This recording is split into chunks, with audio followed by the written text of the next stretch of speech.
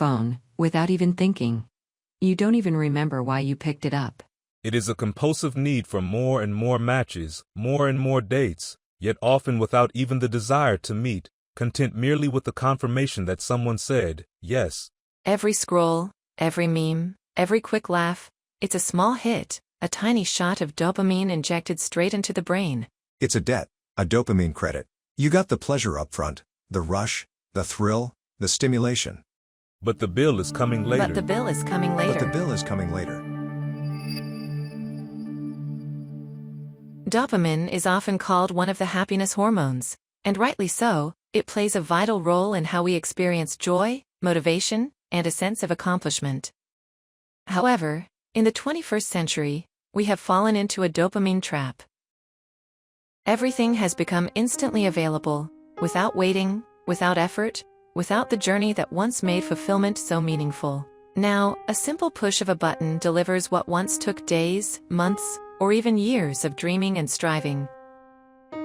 We have turned dopamine into a kind of fast food, cheap, immediate, and endlessly available. And like any overindulgence, it has led to what can only be described as dopamine obesity. Our brains are no longer delighted by small pleasures. They are overloaded, saturated, and exhausted. The more we feed the craving, the deeper the pit becomes. You grab your phone without even thinking. You don't even remember why you picked it up. And then it starts, scrolling through social media, checking out endless shorts, reels, memes, and half-dressed photos. It's all just dopamine on the run. Every scroll, every meme, every quick laugh, it's a small hit, a tiny shot of dopamine injected straight into the brain. This is the reality of the dopamine fast food culture we live in now. Quick hits, no satisfaction. This is what creates a flat, lifeless existence, when nothing truly excites you anymore, when you barely feel anything at all. And to feel something, you start chasing bigger and louder experiences. And you don't even notice that hours of your life has slipped away, given over to things you never intended to see, things that add no real value to your life. The internet today has become a buffet of dopamine. Everything is available, immediately, freely, endlessly. And without noticing, you end up consuming what you never asked for. The more you feed this cycle, the deeper the pit becomes. What surrounds us in real life just doesn't look as bright, as polished, or as intense as the perfectly crafted photos on Instagram. It's not as stylized or choreographed as a well-edited YouTube video or the slick content of other social media platforms. Of course, those digital spaces feel more vibrant. Of course, everything there looks better, more colorful, more carefully packaged, more seductive. But real life isn't like that. It's not always sweet. It's not always wrapped in perfect lighting or framed for effect. It's messier, slower, quieter. Ordinary moments begin to feel flat, colorless, boring. Everything starts to feel like, not enough.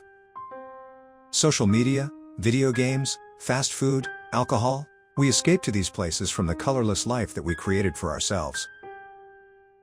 There's another layer to this. For marketers, a person who walks into a store with a clear shopping list is a problem.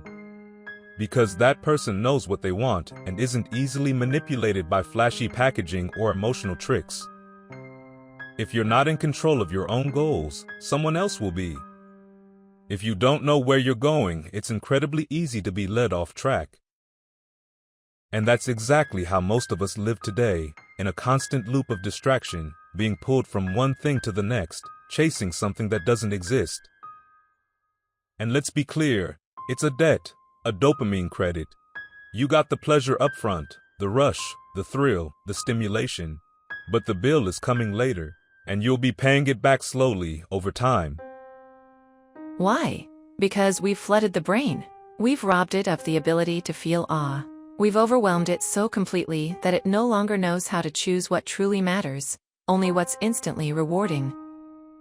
The power to choose a meaningful, grounded life is still there, but it has to be reclaimed, from the hands of those who profit from our distraction, from the endless sellers of pleasure. Because if we don't choose what we consume, someone else will. And if we don't remember what real joy feels like, we'll keep settling for artificial highs and slowly forget what it means to live.